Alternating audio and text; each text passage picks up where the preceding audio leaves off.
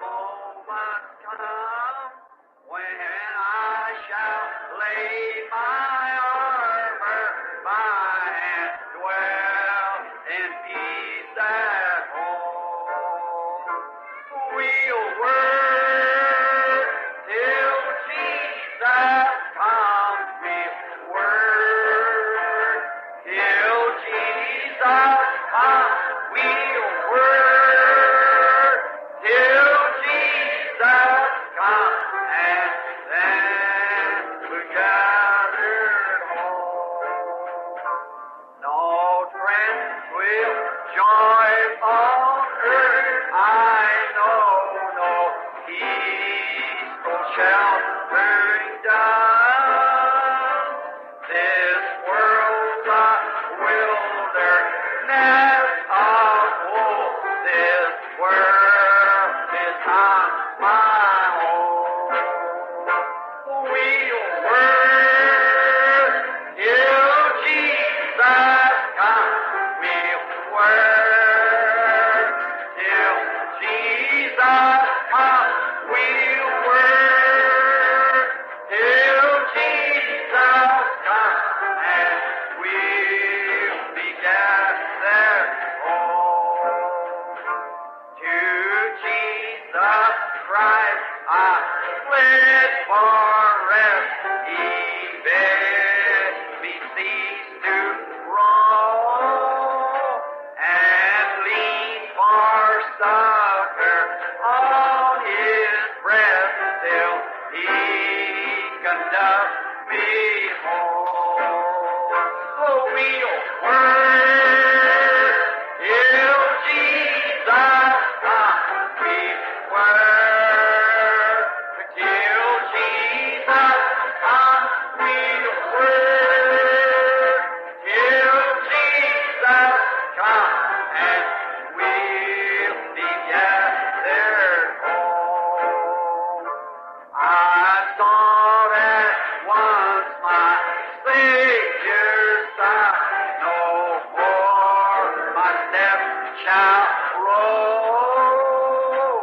With Him I'll brave death's chilly tide and reach my heavenly home. Oh, we'll work till Jesus comes. We'll work till Jesus comes. We'll work till Jesus comes, and we'll be gathered home. Maintenant, numéro 227, cueillons de belles gerbes. J'aime chanter ceci parce que c'est un chant missionnaire et ça me donne en quelque sorte du courage. Le numéro du cantique, c'est 227. Très bien, là, le cantique de la fin. Comment maintenant que tout le monde participe en chantant là. Aimez-vous ces vieux chants? Dites Amen si vous les aimez. Merveilleux, très bien, tous ensemble maintenant. To the heart that steals away, we will gladly go today, gathering sheep, oh beautiful sheep. From the early dawn till night, we will labor with our might, gathering sheep, oh beautiful sheep. Gathering sheep, beautiful sheep, gathering sheep, beautiful sheep. Oh, praise the Lord, we're on our way to the land of endless day. Gathering sheep, oh beautiful sheep.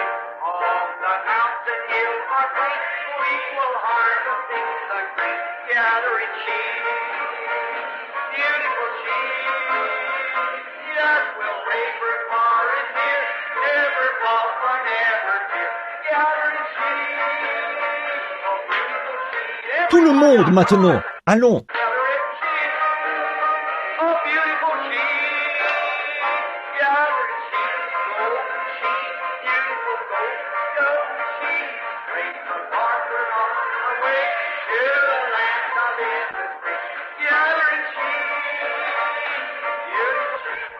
Juste un instant. Maintenant, quand nous arriverons de nouveau à cette partie-là, gloire à Dieu, nous sommes en route vers le pays. Pointons vers le haut, vers le pays éternel. Cueillons des gerbes. Essayons le refrain maintenant. Allons. Praise the Lord, we're on our way to the land of endless day. Gathering sheep, beautiful sheep. Eh bien, maintenant, reprenons cela. Très bien. We will sing and we will pray, and our master's voice will make. Gathering sheep, oh beautiful sheep. As we go in foreign lands, to impart our Lord command. Gathering sheep, beautiful sheep. Gathering sheep, beautiful sheep. Gathering sheep, beautiful sheep. Oh, praise the Lord, we're on our way to the land of endless day. Gathering sheep, beautiful sheep. Let us stand now, if you will. Levons-nous maintenant, si vous le voulez bien. Ô Maître de la vie, nous te voyons dans le livre appelé la Bible, dans un tableau dramatique ce matin, car on pourrait penser que c'était un beau dimanche matin, quand tu étais assis sur la montagne, que tu avais rassemblé tes disciples autour de toi et que tu leur enseignais les béatitudes, les choses qu'ils devaient faire. Tu as dit, heureux les humbles de cœur, car ils hériteront la terre. Heureux les pauvres en esprit, car le royaume de Dieu est à eux. Heureux serez-vous lorsqu'on vous outragera, qu'on vous persécutera et qu'on dira faussement de vous toutes sortes de mal à cause de mon nom. Réjouissez-vous et soyez dans l'allégresse, parce que votre récompense sera grande dans les cieux. Voici comment tu nous as tous enseigné que nous devrions prier. Notre Père qui es aux cieux, que ton nom soit sanctifié, que ton règne vienne, que ta volonté soit faite sur la terre comme au ciel. Donne-nous aujourd'hui notre pain quotidien. Pardonne-nous nos offenses, comme nous aussi nous pardonnons à ceux qui nous ont offensés. Ne nous induis pas en tentation, mais délivre-nous du malin, car c'est à toi qu'appartiennent, dans tous les siècles, le règne, la puissance et la gloire. Amen. Now the classes may take their places. The adult class, move forward if you can, while the boys get us crowding.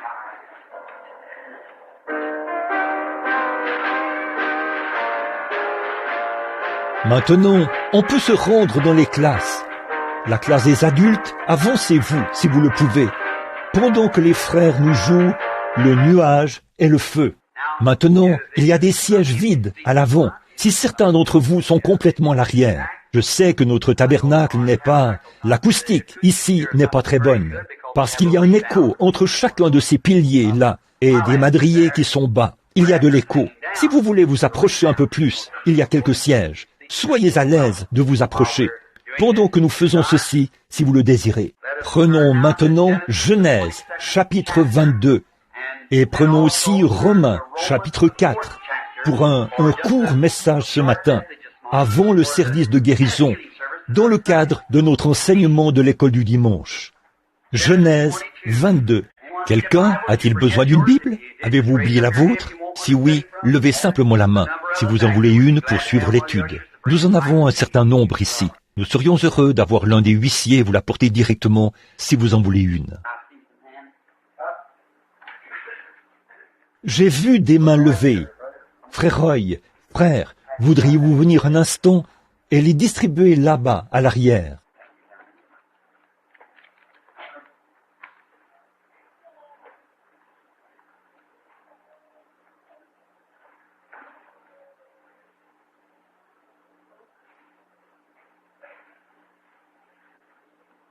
Ce serait bien. Madame Harvey, ici. Madame G.H. Harvey de Danville, dans l'Illinois. Avez-vous votre garçon avec vous? Très bien. Nous prierons pour lui dans quelques instants. Très bien, Madame Harvey. Très bien. Maintenant, nous allons parler un peu ou avoir l'école du dimanche. C'est la coutume ici d'avoir notre leçon d'école du dimanche. Mais lorsque je suis chez moi ici, eh bien, d'habitude, il me laisse la place pour que je prenne l'école du dimanche, étant donné que je prie pour les malades. Et alors notre pasteur apportera le message de ce matin. juste après cette partie du service. Et nous essayerons de lui donner la chair aussi vite que possible, vers 11 heures, si l'Éternel, qui est bon, le veut. Maintenant, il y a beaucoup de requêtes, et je prie pour vous tous, constamment, et partout, et je veux que vous priez pour moi. J'ai quelque chose, la raison pour laquelle je suis à la maison si longtemps en ce moment, c'est parce que je cherche la voix divine de Dieu pour mes prochaines réunions, comme je lui ai promis que je le ferais. Maintenant, je ne cherche pas à presser le Seigneur de répondre, parce qu'il connaît toutes choses, mais je lui demande de me montrer une vision de ce que je dois faire, ou du prochain pas que je devrais faire. Et depuis que je suis revenu d'Afrique, il n'y a eu qu'une seule vision qui s'est produite, et c'était l'autre matin, puis elle était venue 2 ou 3 fois au cours de la journée. Et je crois qu'il est tout prêt maintenant. Les visions viennent généralement au groupe. Si vous avez remarqué dans la Bible, sur nos frères d'autrefois, habituellement, un groupe de visions venait à Daniel ou à Joseph, et ensuite, il y avait une période où il n'y en avait pas. Je me suis souvent demandé si je devais tenir mes réunions de la manière dont je le fais. Simplement prier pour, peut-être que j'arrive à prier pour 1 douzaine ou 2 par soir, ou quelque chose comme ça. Alors qu'il y en a des milliers qui attendent. Et ça me vient constamment à cœur que je ne devrais pas faire ça, car Dieu m'a donné l'autorité de mettre les maladies, de briser la puissance de Satan. Et mercredi soir, la semaine dernière, je suis venu ici au tabernacle. Il y avait un groupe de gens qui s'étaient rassemblés à l'intérieur. Alors j'ai simplement placé, en quelque sorte, une toison devant le Seigneur. Et j'ai dit, Seigneur, je ne suis jamais sorti. Bien des fois, j'ai toujours questionné les gens d'abord. Croyez-vous? Jusqu'à quel point croyez-vous? Croyez-vous que je suis capable de faire ceci? Et toutes ces différentes choses comme ça. Et là, j'attendais, et je les faisais monter sur l'estrade. Et j'attendais jusqu'à ce que j'aie une vision, que je vois exactement ce qui se passait. Ensuite, je prononçais précisément ce que c'était. C'était tellement long que je pouvais à peine atteindre les gens. Mais il y a quelques jours, je me demandais, souvent je me tenais sur l'estrade, devant une foule de peut-être 100 000 personnes. Et à un moment donné, quelque chose plein d'hardiesse s'élevait en moi. Et je m'avançais là, je dénonçais ce démon, et je le chassais. Et je me disais, c'est étrange. Et là, je me suis mis à penser, beaucoup d'entre vous ont lu mon petit livre, sans doute vous tous ici, où on y trouve beaucoup de choses qui sont arrivées. J'en ai vu un soir, à Portland, où un démon, et oh là là, un homme qui pesait environ 135 kilos, a couru vers l'estrade, et il a dit, eh bien, espèce d'hypocrite, il a dit, je vais te montrer à quel point tu es un homme de Dieu. C'était un fou, sorti de l'hôpital psychiatrique. Et il a couru vers l'estrade, et il allait me casser le cou, et 500 prédicateurs se sont sauvés loin de lui. Et il a brandi son poing et a dit, je vais briser tous les os de ton corps. Et je pesais 70 kilos, et lui en pesait environ 135, et il avait une très large poitrine. Et, oh, quel homme puissant il était, tout à fait capable de mettre ses menaces à exécution. Et, oh, pendant tout cela, eh bien, il y a simplement quelque chose qui est venu sur moi. Et je me suis avancé là où il était. Il a dit, ce soir, je vais briser chaque os de ton corps, d'apparence si frêle. J'ai dit, oh, parce que tu as défié l'Esprit de Dieu, ce soir, tu tomberas par-dessus mes pieds, au nom du Seigneur. 2 prophéties avaient été prononcées, et il s'est précipité vers moi. Il a dit, je vais te montrer par-dessus les pieds de qui je vais tomber. Il m'a craché au visage en s'approchant, et il a brandi son gros poing. Juste à ce moment-là, j'ai dit, Satan, sors de cet homme. Il a levé les bras en l'air, il a poussé un cri, et il est tombé par-dessus mes pieds. Et le policier a dû l'enlever de là. Eh bien, il n'avait aucune foi en moi. Il ne me croyait pas. Et je vois qu'il faut défier avec hardiesse. Je prie pour tous ceux qui viennent ici. L'autre soir, il y avait des gens ici, une femme qui ne pouvait pas parler. Dès que cette puissance maléfique a été défiée, elle a parlé normalement.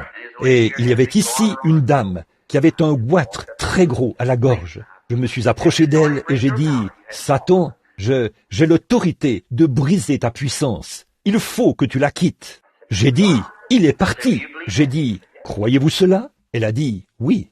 J'ai dit, très bien, rentrez chez vous. Mettez une ficelle autour de votre cou mesurez-la et voyez combien elle mesure. Et tous les 3 jours, coupez le surplus du bout de ficelle et voyez combien il commencera à rétrécir. Le premier jour, le surplus était à peu près long comme ça. Le deuxième jour, à peu près comme ça. Et le troisième jour, à peu près comme ça. Là où le goitre avait diminué. Vous voyez, c'est la même ficelle. Elle l'a apportée ici, sur l'estrade. Et alors, je commence à l'entendre venir. Et je demande simplement à Dieu, est-ce que c'est sa volonté divine? Et l'autre matin, j'ai une petite fille de 10 mois, la petite Sarah. Et c'est une mignonne petite chérie. Je n'ai pas eu l'occasion de passer beaucoup de temps avec elle.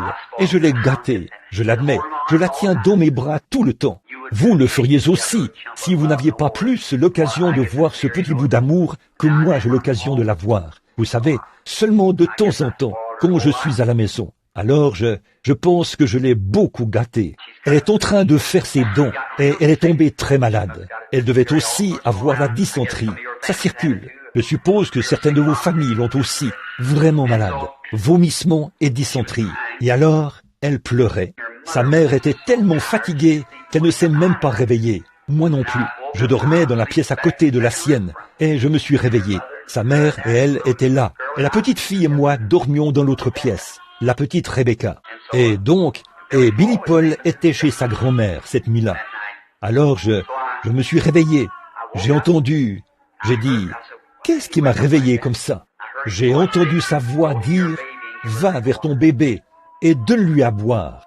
Je suis allé dans la chambre et elle pleurait. Elle avait pleuré longtemps. Elle n'a pas dû réveiller sa mère dans son petit berceau. Je suis allé chercher un verre d'eau, puis je suis entré. La petite a presque bu tout le verre d'eau. Et elle était là, dans cet état, souffrant de la dysenterie qu'elle avait. Je me suis dit, n'est-ce pas charmant, comme il est gentil de faire ça. C'était la 2e fois ou la 3e fois. Une fois, j'étais à Sioux Falls. Elle n'avait que 3 mois. Elle était étendue sur un lit. Sa mère était sortie, elle parlait à des gens, et je me rasais comme ça. Je me préparais pour aller à la réunion. J'étais là, en train de me raser, et j'ai entendu l'ange du Seigneur dire, « Va chercher ton bébé, au plus vite !» J'ai posé mon rasoir, je me suis précipité, et juste une demi-minute de plus, elle serait partie. Elle était sur un lit surélevé, à peu près haut comme ça, et elle avait les 2 bras, elle roulait, et elle avait roulé au point où sa petite tête pendait, son bras aussi. Elle était sur le point de tomber en glissant. J'ai dû courir très vite pour l'attraper, au moment même où elle tombait. Il est plein d'amour, il est gentil. Un peu plus tard, il y avait une jeune fille. Elle est peut-être assise ici ce matin. Je ne la vois pas, mais elle vient parfois. Elle est membre d'une église à New Albany, une église notable, une église remarquable à New Albany. J'y suis déjà allé. Elle a une maladie mentale, une sorte de psychonévrose. Et elle ne peut même pas quitter la ville, ni aller nulle part, car elle se met à crier et à pleurer, et à se comporter comme ça. Alors j'ai prié pour elle 2 ou 3 fois, mais quelque chose ne me permettait pas de défier ce démon, d'une manière ou d'une autre. Je ne sais pas, je n'arrivais tout simplement pas à le faire. Elle est une bonne amie d'une infirmière qui habite dans le quartier là-bas. Elles sont venues là-bas. Son état s'aggravait. Elle était comme ça depuis environ 8 ans. Et alors, elle est venue l'autre jour, et elle a dit, j'ai dit, sœur, tout ce que je sais, c'est qu'il y a une raison pourquoi cela arrive. Je ne sais pas ce que c'est.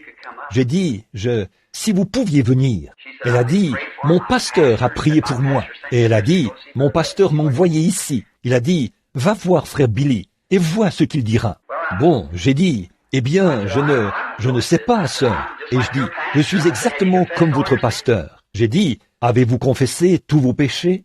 Tout.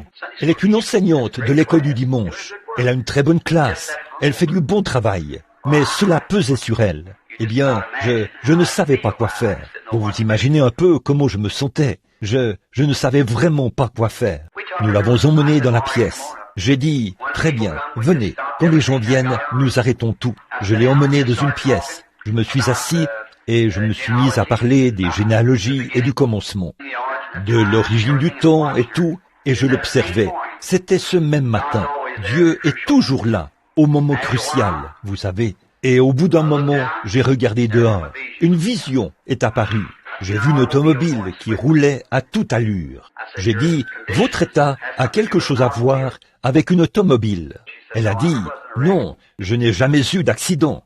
J'ai dit, restez simplement là, humblement. J'ai dit, je vous vois dans une voiture. Vous avez failli vous faire heurter par un train. Elle a sursauté. Elle a dit, oh. J'ai dit, oui, et vous n'êtes pas avec votre mari. Vous êtes avec un autre homme. Votre mari est à la guerre, outre-mer. À ce moment-là, j'ai commencé et j'ai continué à dévoiler tout ça. J'ai dit, les choses que vous avez faites, les choses immorales. Vous lui en avez dit une partie, mais vous ne lui avez pas tout dit. Elle s'est mise à crier, en se tenant le visage comme ça. J'ai dit, de plus, il n'y a pas longtemps, vous alliez vous faire opérer pour les amygdales, et vous aviez peur de recevoir l'anesthésique, parce que vous aviez peur de raconter tout cela sous les effets de l'anesthésique. Elle a crié et est tombée par terre. Elle a dit, c'est la vérité. J'ai dit, comment pourriez-vous jamais arriver à quelque chose avec cela qui pèse sur vous? Elle a dit, j'ai demandé à Dieu de me pardonner. J'ai dit, vous n'avez jamais péché contre Dieu. Vous avez péché contre votre mari et contre vos vœux. J'ai dit, retournez mettre cela en ordre. Ensuite, revenez. Je pourrais alors contrôler ce démon, vous voyez. Et j'ai dit, au fait, votre mari, j'ai décrit son apparence. Je ne l'ai jamais vu de ma vie. J'ai dit, il a la même chose à vous confesser. J'ai dit, là, si vous ne le croyez pas, appelez-le au téléphone et dites-lui de vous rencontrer. Elle est allée l'appeler au téléphone. Ils se sont rencontrés sur la route. Et les voilà qui reviennent, les larmes qui coulent sur leurs joues. Ils s'étaient pardonnés l'un l'autre. Le démon l'a quittée et là, elle était libre. Voyez? Bon, j'aurais pu crier et hurler après ce démon et le chasser et tout le reste. Et il ne serait jamais parti tant que cela n'avait pas été corrigé. Vous voyez, vous devez trouver la cause avant de pouvoir trouver le remède. Vous allez chez le médecin, vous dites « j'ai mal à la tête ». Eh bien, il vous donnera peut-être une aspirine. Eh bien, ça reviendrait. Peut-être que ce sont des problèmes d'estomac qui causent le mal de tête. Peut-être que vous avez une infection quelque part qui cause la fièvre, qui vous donne des maux de tête, quelque chose du genre. Il faut retourner le voir. Ce médecin doit examiner ce cas-là en détail, jusqu'à ce qu'il découvre la cause du problème. Ensuite, on élimine la cause. C'est comme un trou dans un seau. Si vous versez de l'eau à l'intérieur, l'eau continue à s'écouler. Vous feriez mieux de boucher le trou d'abord, vous voyez. Et c'est... Maintenant, voilà où je me trouve. Que dois-je faire? Maintenant, la chose vraiment importante dans mes réunions, voilà ce que c'est. Je n'arrive pas à prier pour vous. Je faisais une grande prière collective pour eux tous. Mais ils disaient, eh bien, si seulement vous me touchiez et que vous faisiez ceci. Et ils voient ces choses se produire. Et c'est vrai, la Bible dit, ils imposent les mains aux malades et ceux-ci sont guéris. Alors, quand vous commencez à faire cela, j'ai essayé de le faire passer les gens rapidement dans la ligne. Je leur imposais les mains. Mais si leur vie n'est pas passée au peigne fin par le Saint-Esprit, pour voir s'il y a quelque chose là, ils n'ont pas l'impression qu'on a prié pour eux. Voici mon secrétaire qui est assis ici. Il sait ces choses. Il reçoit les lettres. N'est-ce pas vrai? Les gens pensent qu'on n'a pas prié. Là, je suis confronté à quelque chose. Et je crois que si je pouvais peut-être prêcher, et je ne suis pas vraiment un prédicateur, mais si je pouvais amener les gens à voir qu'ils doivent absolument être honnêtes avec Dieu, alors je crois que j'aurai l'autorité par Jésus-Christ de briser la puissance de n'importe quel démon. Quand Pierre et Jean sont passés par la porte appelée la Belle, ils n'ont jamais demandé à l'homme s'il était un croyant, ni ce qu'il était, ni quoi que ce soit à ce sujet. Pierre a dit, je n'ai ni argent ni or, mais ce que j'ai, je te le donnerai. Il a dit, au nom de Jésus-Christ de Nazareth, lève-toi et marche. Il l'a relevé et l'a tenu là jusqu'à ce que les os de ses chevilles prennent de la force. Et le voilà parti en marchant. Maintenant, il y a quelque chose là-dedans que j'étudie. Et je veux que vous priez pour moi. Très bien. Le ferez-vous? Priez? Tout simplement? Très bien. Que Dieu vous bénisse. Prenez Genèse 22 maintenant. Je vais en lire un passage pour la leçon avant le service de prière. Très bien. Nous allons commencer vers... Parlons-en un peu. Je vais vous dire ce que nous allons faire. Je veux que vous preniez aussi Romains 4. Je vais apporter un petit enseignement sur la foi. C'est ce dont nous avons tous besoin. Beaucoup de foi, n'est-ce pas? La foi n'est pas seulement une démonstration. C'est la ferme assurance. La foi elle-même est une ferme assurance et une démonstration des choses qui ne sont pas perçues par les sens du corps. Et j'ai pensé qu'en enseignant ceci, peut-être que ça stimulerait votre foi, voyez, et l'amènerait à un niveau où Dieu pourra entrer en vous et vous bénir. Maintenant, commençons à lire vers le verset 8 du chapitre 22. Il s'agit d'Abraham.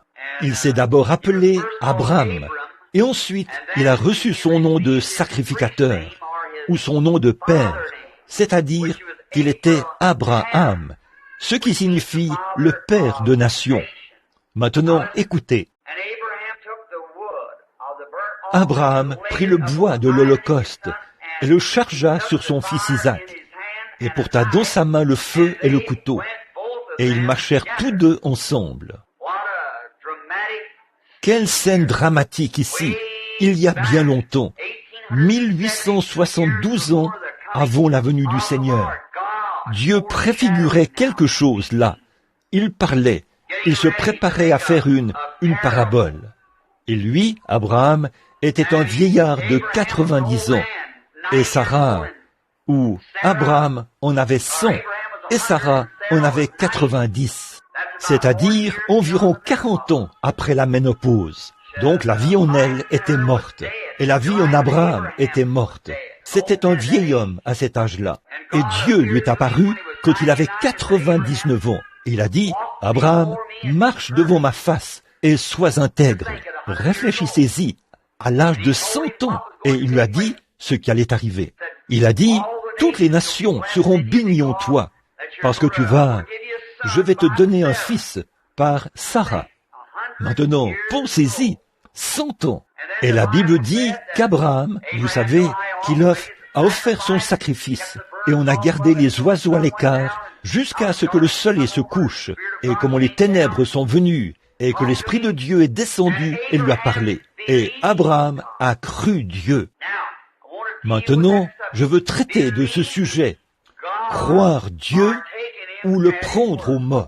Or, Abraham n'avait pas de grande nuée de témoins comme celle que nous avons aujourd'hui, car Abraham lui-même était un Chaldéen, bien que père des Juifs, mais il était un Chaldéen de la ville d'Ur, et il a été appelé à sortir du milieu de son peuple pour marcher dans un pays étranger. Comme c'est beau, ce type de la marche chrétienne d'aujourd'hui. Nous devons sortir du milieu de nos compagnons du monde pour marcher dans un pays étranger ou étranger au premier pays où nous avons marché. Et aujourd'hui, pour nous, ce pays, c'est de marcher à la manière chrétienne, de marcher avec Christ, de nous séparer des choses du monde. Il l'a fait par la foi, et il a séjourné dans un pays étranger, sans même savoir où il allait.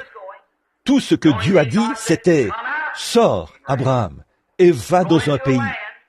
Et il cherchait une cité dont l'architecte et le constructeur étaient Dieu. Or, si nous nous référions à la vie naturelle, je dirais qu'on appellerait cela l'instinct. C'est comme ça que naturellement vous l'appelleriez. Mais nous appelons ça la conduite du Saint-Esprit. Dieu l'a appelé à sortir du milieu de son peuple, de son pays, de sa propre patrie, de son peuple. Et il habitait dans des pays étrangers, professant qu'il était un pèlerin et un étranger. Il cherchait une cité. Il était en quête d'une cité. Oh là là, comme cela se transmet toujours à ses enfants, cette prédisposition à chercher une cité dont l'architecte et le constructeur est Dieu. Et Dieu l'a béni. Et alors, quand il était vraiment vieux, il a dit, « Maintenant, Abraham, tu as marché devant ma face, tu as été intègre. » Et là, Dieu allait le bénir et le multiplier. Maintenant, si nous regardons au côté naturel, eh bien, c'était impossible pour lui d'avoir cet enfant par Sarah. Eh bien, toute possibilité de reproduction de la vie a disparu. Sarah a 90 ans, Abraham 100. Eh bien, si vous disiez ça à un médecin aujourd'hui, étant un homme de 100 ans, avec sa femme de 90 ans, que vous alliez avoir un enfant, eh bien, savez-vous ce qu'il ferait? Il vous enfermerait quelque part, dans une salle pour les psychopathes, en disant, eh bien, le vieil homme et la vieille dame sont un peu dérangés, ici, quelque part. Mais vous ne regardez pas aux circonstances, vous regardez à la promesse. Voyez, si vous regardez à Eh bien, c'est peut-être la même chose pour la dame ici dans le fauteuil roulant, ou pour certains d'entre vous là qui ont un cancer. Le médecin dit, vous ne pouvez pas vous rétablir. Là, si vous croyez cela, alors vous ne pouvez pas vous rétablir. Mais vous devez regarder à une promesse divine. Un vieil homme était appelé chez lui. Il a dit, « Frère, venez prier pour mon bébé. Il a la diphtérie noire et cela atteint le cœur. » Et le cardiogramme montre que les battements du cœur ont diminué drastiquement et que le cœur est fini. Eh bien, il ne voulait pas nous laisser entrer pour prier pour le bébé. Mais quand il est entré là, eh bien, oh, l'interne, le médecin, « Non, monsieur, vous ne pouvez pas le faire. Vous avez vous-même des enfants, vous ne pouvez pas le faire. » Mais croyons Dieu quand même et insistons. L'homme était catholique. J'ai dit, bon, eh bien, si le patient se mourait et qu'un prêtre était ici pour lui donner les derniers sacrements, le laisseriez-vous entrer? Oh, il n'a pas d'enfant. Et là, ce n'est pas la question. Ceci est tout aussi sacré que les derniers sacrements, voyez, de l'Église. D'accord. Je suis finalement entré et je me suis agenouillé à côté du bébé et j'ai fait une simple petite prière. J'ai imposé les mains au bébé en disant, « Seigneur, Dieu des cieux et de la terre, toi qui as créé toutes choses, tu nous donnes la puissance divine de briser la puissance de Satan sur cette vie. Au nom de Jésus-Christ, Satan sort de l'enfant. Il vivra. » Je me suis retourné. Le père a dit, « Merci Seigneur, merci. » La mère et les autres se sont mis à rire et à agir comme ça. La petite infirmière était bouleversée.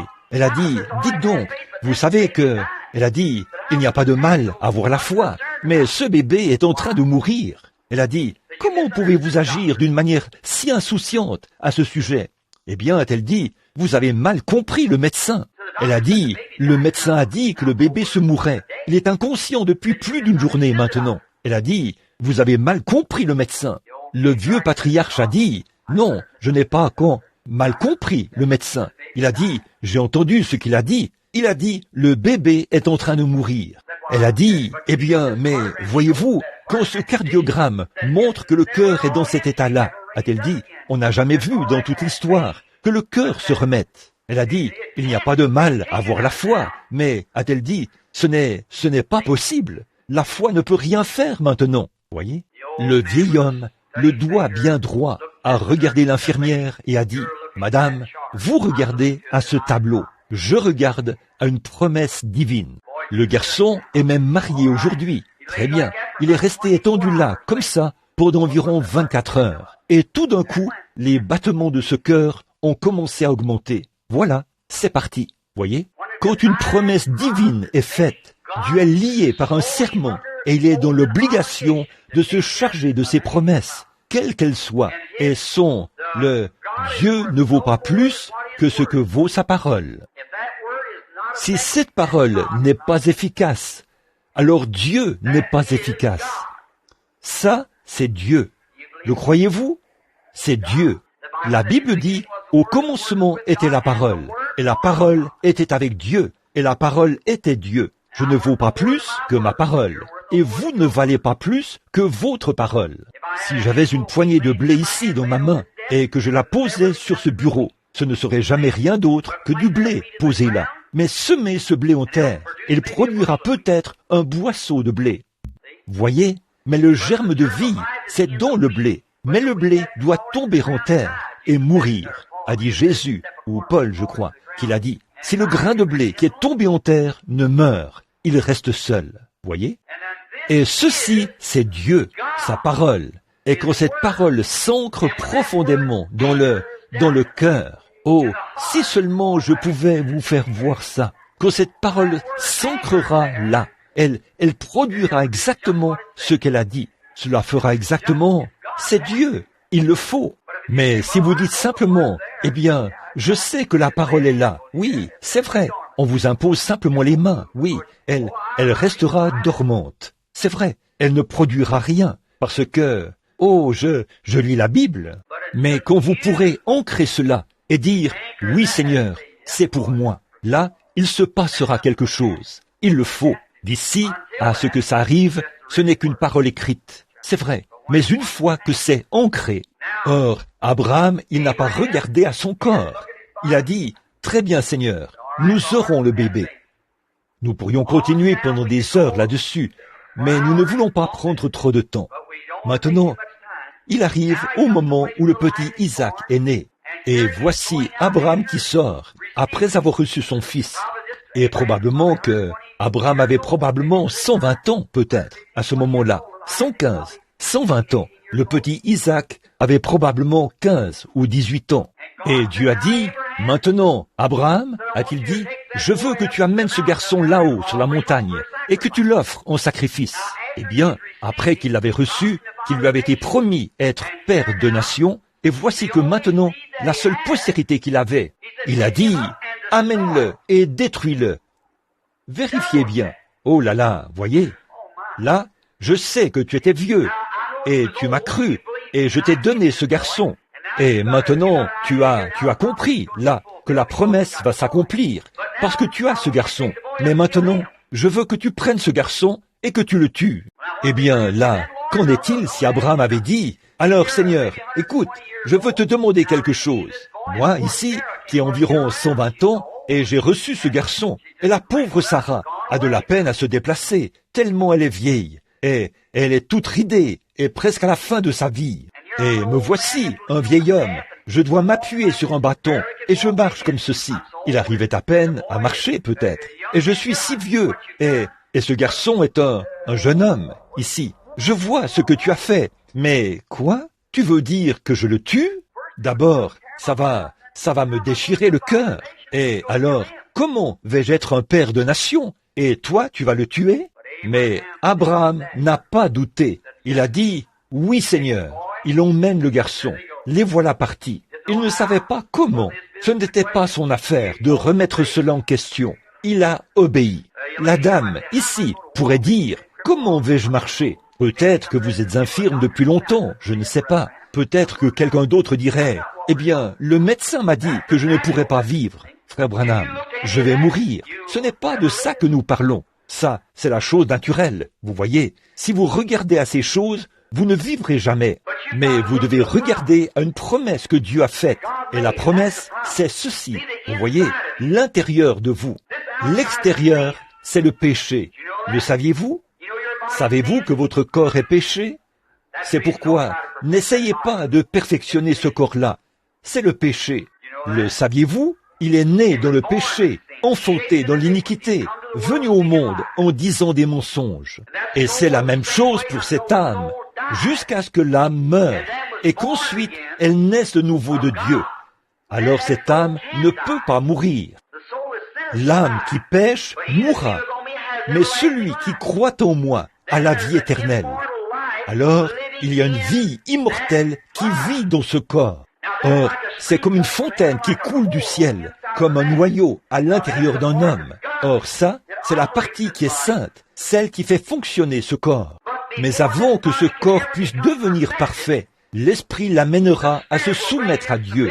Pour vous faire, le corps fera constamment la guerre. Paul a dit que ce ne sera jamais mieux pour nous que ça l'était pour lui. Voyez, Paul a dit, quand je veux faire le bien, alors le mal est près de moi. Vous voyez, et c'est une guerre continuelle, la chair contre l'esprit.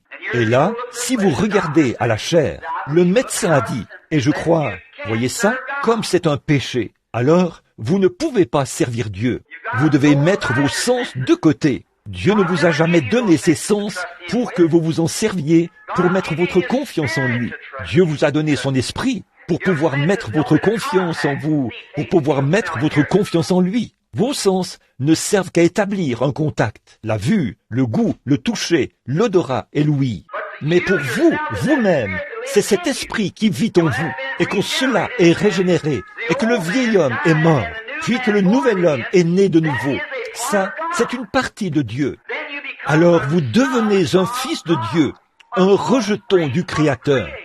Alors vous pouvez croire les choses impossibles, parce que vous êtes composé du Dieu qui opère des miracles. Vous êtes une partie de lui. Il aurait été naturel pour moi de boire. Mon papa buvait. Il serait naturel que j'utilise du tabac. Mon père l'a fait. Ma génération derrière moi l'a fait. Certains ont dit, « Pourquoi n'as-tu jamais fumé ni bu ?» Eh bien, quand je n'étais qu'un jeune homme, Avant de commencer à faire cela, le Saint-Esprit est descendu. Il a dit, ne le fais pas. Voilà la conversion, voyez-vous, au commencement. Et même bien avant ça, le matin où je suis né, quand l'ange de Dieu s'est tenu au-dessus de l'endroit où j'étais, cette semence, pendant qu'elle était en terre, a été changée d'un gratteron. Ne voyez-vous pas ce que je veux dire? Vous saisissez ce que je veux dire? Alors là, à l'intérieur, il y a un esprit, et c'est de là que vient votre vie immortelle. Alors, un homme qui est né de l'Esprit de Dieu ne pratique pas le péché. Alors, c'est là que vous voyez correctement l'Écriture. Si l'adorateur, étant une fois purifié, n'a plus aucun désir du péché, ou plus aucune conscience de cela.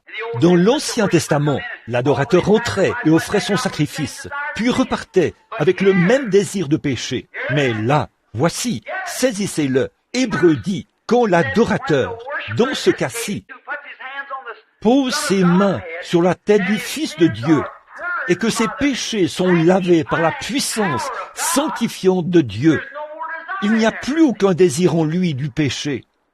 Oh, c'est là que se trouve la vie. Donc, cela fait de vous un rejeton de Jéhovah. Et alors Satan ne peut pas me faire de mal sans faire de mal à mon Père. Vous ne pouvez pas faire de mal à cette petite fille-là sans me faire de mal, je vous le dis. On ne peut pas faire de mal à vos enfants sans vous faire de mal. Et alors, il ne veut pas qu'aucun périsse ou souffre. Mais maintenant, avant que cette chair-ci, avant que la chair puisse être amenée à la perfection, elle doit mourir comme l'âme est morte. Ça n'a jamais été la volonté parfaite de Dieu que les femmes et les hommes mettent des enfants au monde. Le saviez-vous? Dieu a lui-même fait l'homme de la poussière de la terre. Après la chute, bon, je ne vais pas argumenter là-dessus, parce que vous savez que j'ai des opinions très bizarres là-dessus. Mais après la chute, c'est alors que la femme a mis des enfants au monde. Dieu lui a dit, parce que tu as ôté la vie qui est dans le monde, tu dois mettre la vie au monde. Regardez de quel genre de vie il s'agissait. Par le sexe, le désir, le côté charnel. Mais alors, quand ce corps mourra et retournera à la terre, la poussière de la terre, Dieu en retirera l'esprit immortel pour l'amener dans le royaume de Dieu, ou vers son trône, le paradis. Puis, à la seconde venue de Jésus, ma mère assise ici et mon papa qui est décédé n'auront plus jamais besoin de donner à ceci un autre corps. Mais Dieu en façonnera un qui est parfait et immortel et qui ne peut pas mourir. Maintenant, Abraham prend Isaac et il se dirige vers la montagne. Maintenant, le verset 9. Lorsqu'ils furent arrivés au lieu que Dieu lui avait dit, Abraham y éleva un autel et rangea le bois. Il lia son fils Isaac et le mit sur l'autel, par-dessus le bois. Maintenant, juste avant qu'ils partent, je peux les voir partir. Il n'a pas dit à Sarah où ils allaient, parce qu'elle se serait mise à hurler. Je crois que c'est la foi d'Abraham qui a accompli le miracle dans le sein de Sarah, parce qu'elle en a douté. Elle a même ri quand cela a été déclaré. C'était la foi d'Abraham. Donc, c'est pour ça qu'il est dit, la prière de la foi sauvera le malade. La prière d'un individu, la prière fervente du juste a une grande efficace. Oh, si seulement vous saviez que, dans votre main, Christ nous a donné l'autorité, avec son nom, en étant chrétien, l'arme la plus puissante que le monde ait jamais connue. La prière, ça change même tout. Elle changera la pensée de Dieu.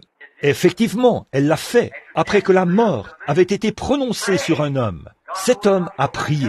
Dieu a dit au prophète, « Retourne et dis-lui que je l'ai entendu. » Vous voyez cela? La prière. Tenez bon. Billy Graham a été interrogé récemment. Aujourd'hui, Matson Bosé est là-bas pour apporter mon livre à Billy Graham lors d'un entretien. Et on veut que je le suive là-bas à Washington en ce moment, dans cette grande salle. Nous pouvons l'obtenir. Mais alors, est-ce la volonté du Père? Hier soir, ils nous ont transmis une demande pour venir à ou avant-hier soir, pour venir à Seattle. Ils ont une grande série de réunions là-bas. Et le capitaine, Al Ferrar, et tous les autres veulent que je vienne là-bas, que j'y aille. Ils ont une série de réunions d'évangile, ils la veulent. Mais est-ce la volonté du Père? C'est ça qu'il faut voir. On m'a appelé une salle gratuite à Baltimore qui peut accueillir 10 000 personnes. Je n'ai pas à débourser un sou pour ça. Il y a 500 ministres dont le nom a été inscrit sur papier. J'ai ça à la maison en ce moment. Nous parrainerons à 100%. Nous sommes tous en prière, partout. Maintenant, Père, où veux-tu que j'aille? C'est la prochaine étape. Dis-le-moi maintenant, et j'irai. Voyez? Voilà, c'est ça. Billy a dit, savez-vous à quoi j'attribue mon succès? J'ai dit, je n'en ai aucune idée. J'ai dit, je fais de toutes petites réunions. Il avait entendu parler de ces réunions. Il est allé dans une petite tente. Il était là-bas, à Los Angeles, où il tenait une petite série de réunions. Et toute l'université Northwestern s'est mise à jeûner et à prier. Et Dieu a envoyé une quinzaine de journalistes. Ils ont publié un rapport de ces réunions. Et la nouvelle s'est répandue dans tout le pays. Au début, quand j'ai commencé à faire ces affirmations ici, j'ai dit à mon église, restez sur votre face et priez. Dieu s'est mis à agir. Bien vite, j'ai reçu des appels venant d'Afrique, de partout dans le monde. Comment cela s'est-il rendu là? Je ne sais pas. Des prières se sont élevées. Priez, croyez quand vous priez. C'est ça, croyez. Abraham, quand il était vieux, il a cru, et Dieu lui a dit d'y aller, et il a obéi. Et au moment du départ, je peux le voir emmener les serviteurs et les petits mulets. Et ils se mettent en route pour atteindre la montagne de Dieu. Oh, j'aime vraiment ça. Écoutez ceci. Il a dit aux serviteurs, il a dit, restez ici, pendant que nous irons jusque-là, et le jeune homme et moi, nous reviendrons. Oh, oh là là, excusez-moi, parfois je ne peux pas retenir mes émotions. Le jeune homme et moi, nous reviendrons. Comment? Je ne sais pas. Je vais là-haut pour le tuer. Maintenant, quand il savait, d'une manière ou d'une autre, qu'il reviendrait. Et là, il avait un couteau accroché à sa ceinture. Il a posé le bois sur les épaules d'Isaac. Isaac est monté sur la colline, conduit par Abraham, un beau type, son fils unique, qui l'emmène sur la colline. Et l'autel même sur lequel il a placé son fils, ce dernier l'a transporté en haut de la colline sur son dos. Un type de Dieu qui envoie son fils là-haut à Golgotha, portant une croix de bois sur le dos, la croix même sur laquelle il était cloué. Et là où Dieu n'a pas épargné son propre fils. Le petit Isaac a regardé autour de lui. Il a dit, « Père, a-t-il dit, voici l'autel et le feu. » Mais a-t-il dit, « Où est le sacrifice ?» Il a dit, « Dieu se pourvoira lui-même d'un sacrifice. » Il a lié son petit garçon unique, il l'a mis sur l'autel, a sorti le couteau et s'apprêtait à lui ôter la vie. Dieu, c'est toi qui l'as donné. Et alors qu'il commençait à baisser le couteau, un ange lui a saisi la main et a dit, « Abraham, Abraham, n'avance pas ta main. » Juste à ce moment-là, un petit agneau, un bélier, a bêlé dans cette région sauvage. Ses cornes étaient prises dans des vignes. Abraham s'est précipité, a saisi le bélier, a libéré son fils, un substitut, voyez, et il a tué le bélier. Alors Dieu a parlé à Abraham. Il a dit, « Abraham, je sais maintenant que tu m'aimes. Tu ne m'as rien refusé. » Maintenant, regardez, pour le texte que je veux, lisons-le au verset 13 et 14. Abraham leva les yeux et vit derrière lui un bélier, retenu dans le buisson par les cornes. Et Abraham alla prendre le bélier et l'offrit en holocauste à la place de son fils. Savez-vous qui était ce bélier? C'était Christ. Il l'a offert à la place. Abraham donna au lieu le nom de Jéhovah-Jireh. C'est pourquoi l'on dit aujourd'hui, à la montagne de l'Éternel, il sera pourvu. Jéhovah-Jireh, qui était le premier nom de Dieu en rapport avec la rédemption. Jéhovah-Jireh signifie « l'Éternel pourvoira du sacrifice ». Or, il était Jéhovah-Jireh, il était Jéhovah-Rapha, Nissi, et ainsi de suite comme ça. Il avait 7 noms composés en rapport avec la rédemption. Et en substitut pour une vie humaine, il a pris un agneau et l'a offert comme le sacrifice pourvu, afin qu'en Isaac, toutes les nations soient bénies. Et c'est par Isaac que Christ est sorti. Et nous, en étant morts en Christ, c'est alors que nous sommes la postérité d'Abraham. Et nous sommes héritiers selon la promesse. Voilà. Et cela produit, non pas dans notre corps. Nous sommes des gens des nations dans notre corps. Nous sommes des pécheurs dans notre corps. Mais dans notre âme, étant nés de nouveau par le même esprit qui était sur le fidèle Abraham. Cette prédisposition à l'intérieur de nous fait en sorte que nous voulons faire confiance à Dieu. Mais le corps a peur. Oh, si nous sommes les enfants d'Abraham, soyons comme l'était le père Abraham. Maintenant, Jéhovah Jireh, l'Éternel pourvoira du sacrifice. Il a bel et bien pourvu du sacrifice. Maintenant, dans Romains chapitre 4, commençons au verset 17. Selon qu'il est écrit, je t'ai établi père de plusieurs nations. Parenthèse. Devant Dieu qui l'a cru, qui fait vivre les morts et appelle les choses qui ne sont point comme si elles étaient.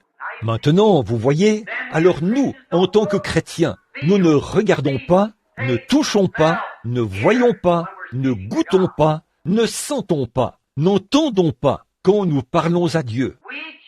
Nous croyons Dieu, c'est tout. Et cela a été imputé à justice à Abraham. Or, les sens sont des instruments mondains. Le croyez-vous? Maintenant, Dieu peut les contrôler, je l'admets. Mais ils ne nous sont pas donnés pour contacter notre Père Céleste, parce qu'il n'est pas dans une chair humaine. Dieu est un esprit, et nous le contactons par l'esprit, par la foi, en croyant. Maintenant, si nous disons que quand j'avais des cheveux, j'avais les cheveux ondulés, tout comme mon papa. Mon papa avait de petits yeux profonds, bleus. Bien des gens disent, tu ressembles à ton père, ou tu ressembles à ta mère. Eh bien, j'ai beaucoup de choses qui ressemblent aux gens de ma famille. C'est mon vieux grand-père qui a construit ce tabernacle ici. Certains disent, oh, tu ressembles vraiment à ton grand-père. Tu ressembles à ton grand-père. Tu parles comme lui. Tu as la même nature que lui. Qu'est-ce que c'est? C'est une prédisposition qui a été transmise par cette génération que j'ai maintenant. Vous ressemblez à vos parents, ou vous avez quelque chose comme eux. Vous voyez une petite fille, vous dites, ne ressemble-t-elle pas à sa mère? Elle agit comme sa mère. Vous avez vu des gens faire ça. Or, si nous sommes nés de notre Père Céleste, Dieu, qui appelle les choses qui ne sont pas comme si elles étaient, il faut qu'il y ait quelque chose comme cela en nous, voyez? C'est pour ça qu'un vrai chrétien consacré, qui est complètement abandonné à Dieu, regarde à ce que Dieu a dit plutôt qu'à ce qu'on voit ou ressent. Ça, c'est l'homme terrestre. Pourtant, si nous marchons selon la chair, nous ne pouvons pas plaire à Dieu. Nous marchons selon l'esprit, voyez? En effet, Dieu a tout fait, plus que son devoir était de le faire. Il a envoyé des prophètes et des sacrificateurs. Il a envoyé son Fils. Il a envoyé le Saint-Esprit. Il a tout fait. Il a même lui-même promis avec serment qu'il accomplirait ces choses. Maintenant, quand Dieu devient riche et profond ici, à l'intérieur, vous voyez, plus vous recevez de Dieu ici, à l'intérieur, plus vous croyez Dieu, parce qu'il y a plus de lui là. Et plus vous développez cela ici, à l'intérieur, plus vous pouvez croire Dieu, tout comme un enfant, quand il est tout petit. Peut-être qu'il ne connaît pas grand-chose à son sujet, mais en vieillissant, il commence à en connaître plus sur Dieu. Et c'est là que cet esprit ici, à l'intérieur, prend la nature de notre Père Céleste, qui est Dieu, tout comme je prends la nature de mon Père terrestre, qui vient de mes parents terrestres. Maintenant, regardez. Oh, j'aime vraiment ceci. Écoutez maintenant. Dieu qui donne la vie aux morts et qui appelle les choses qui ne sont point comme si elles étaient. Savez-vous quoi? Comment Dieu a-t-il fait la terre? Cette terre sur laquelle vous êtes ce matin. Les gens ne veulent pas croire en la foi. Comment Dieu a-t-il fait la terre? Il l'a créée par la parole. Amen. Vous le voyez? Il a parlé et le monde a vu le jour. Et ce monde, ce matin, c'est la parole parlée de Dieu. Et il a cru sa propre parole. Voilà, observez ça. Et si Dieu, et vous êtes un de ses rejetons, et Dieu est en vous, il croira sa propre parole. Bien qu'on ne puisse pas la voir, la toucher, la goûter, ni rien, vous la croirez. Vous voyez ce que je veux dire? Car Dieu, en vous, croira sa propre parole. Pas vrai? Alors, vous ne regardez pas aux choses que vous voyez. Vous regardez aux choses que Dieu a dites. L'homme n'a pas beaucoup de victoires quand il perd du terrain. Je sais ceci, c'est exact. Dieu accomplit des miracles par l'entremise d'un chirurgien habile, par des médicaments. Dieu le fait. L'homme ne le fait pas. Dieu le fait. Dans le psaume 103, 3, il est dit « Je suis l'Éternel qui guérit toutes tes maladies. Aucune guérison ne peut venir si ce n'est par Dieu. » Quelqu'un a dit « Le diable peut guérir. » Le diable ne peut pas guérir. Il peut faire des déclarations. Par exemple, quelqu'un qui essayait de s'en prendre à l'organisateur, il a dit « Eh bien, frère Branham a dit, eh bien, oh, Jésus a dit, beaucoup viendront à moi en ce jour-là et diront « Seigneur, ai-je chassé des démons par ton nom ?» et ce genre de choses. Eh bien, a-t-il dit, ça ne veut pas dire que vous êtes chrétien.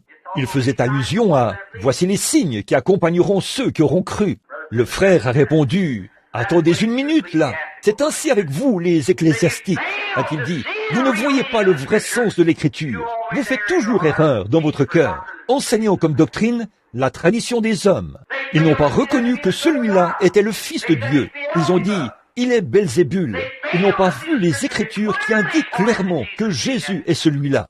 Il a dit « Oh, vous, hypocrites, a-t-il dit, vous savez discerner l'aspect des cieux, mais vous ne pouvez pas discerner les signes du temps. En effet, si vous les connaissiez, vous me connaîtriez certainement, et vous connaîtriez mon jour, les choses qui devaient arriver. Et aujourd'hui, nous voyons que Dieu a promis qu'en ces derniers jours, ces choses arriveraient. Qu'est-ce qui se passe avec les gens? Ils sont aveugles. Cette puissance démoniaque est même dans le domaine ecclésiastique. Vous avez dit, Jésus n'a jamais rien dit. Ils ont dit, nous chassons les démons. Jésus a dit, je n'en sais rien. Ils disaient des choses qu'ils ne faisaient pas. Oh, nous, quelqu'un a dit, une certaine église dénominationnelle. Il a dit, que prédicateur Branham en guérisse un, et j'en guérirais une douzaine. J'ai dit, si j'en guérissais un, vous pourriez en guérir une douzaine. Il a dit, si vous aviez un don que vous prétendez avoir, comme ça, a-t-il dit, pourquoi n'allez-vous pas à l'hôpital dire, vous tous, les malades, levez-vous et sortez. Il a dit, ils devront tous vous obéir. J'ai dit, êtes-vous un prédicateur de l'évangile? Il a dit, oui monsieur. J'ai dit, allez là-bas au débit d'alcool et dites, vous êtes tous sauvés, sortez. Il a dit, je le pourrais, s'il me croyait. J'ai dit, moi aussi. Voilà la foi dans la parole. Voyez, vous ne pouviez sauver personne. Et prêcher l'évangile du salut ne fait pas de vous un sauveur divin.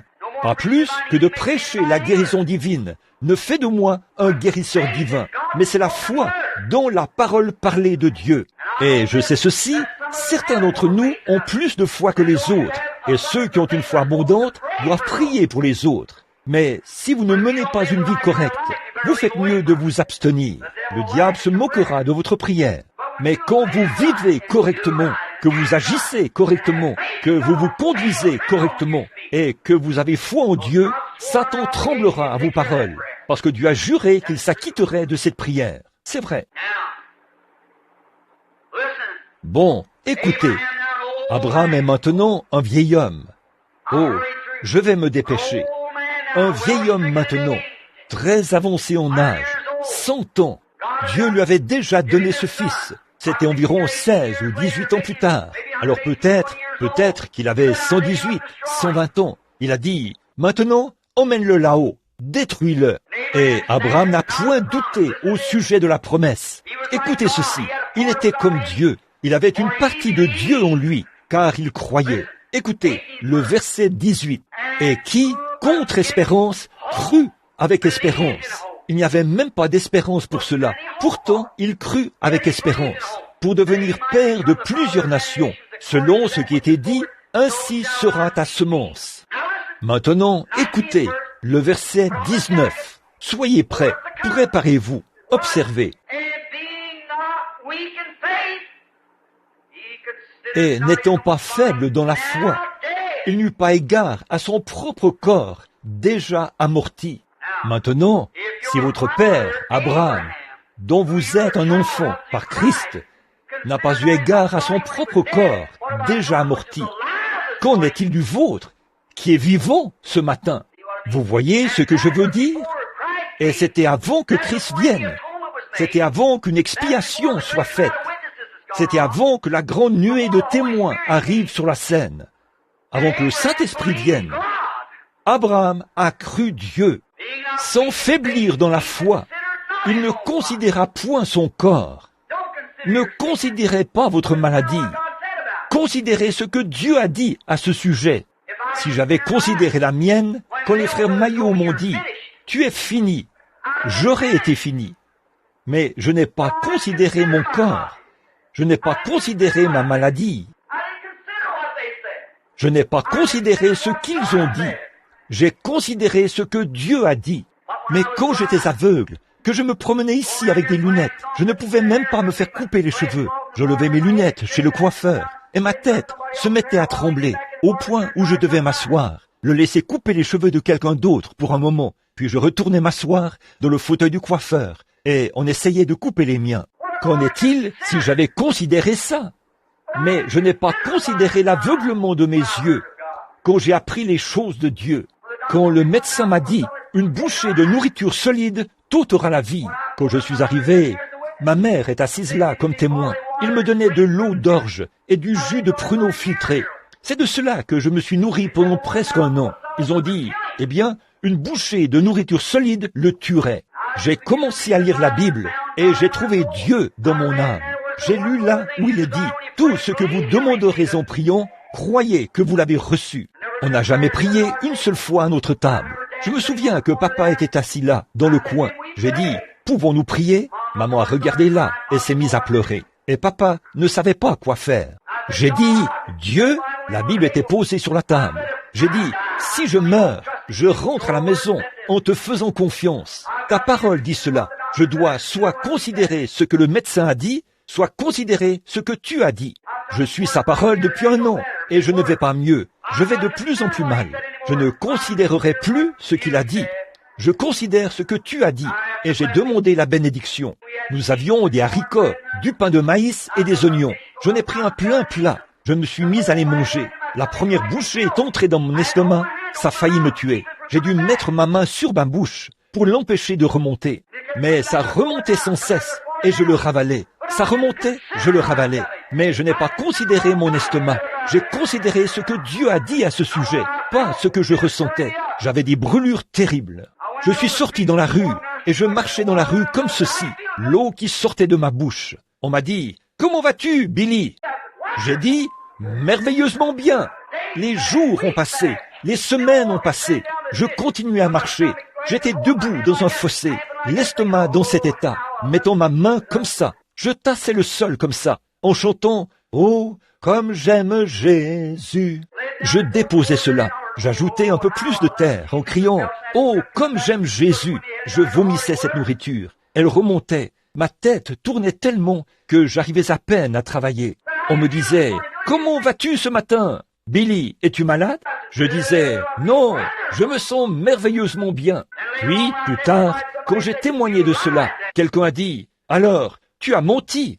J'ai dit « Non, jamais. Je ne parlais pas de ces sangs-ci dans le corps. Ils sont morts. J'estime que Christ s'écoulait de moi.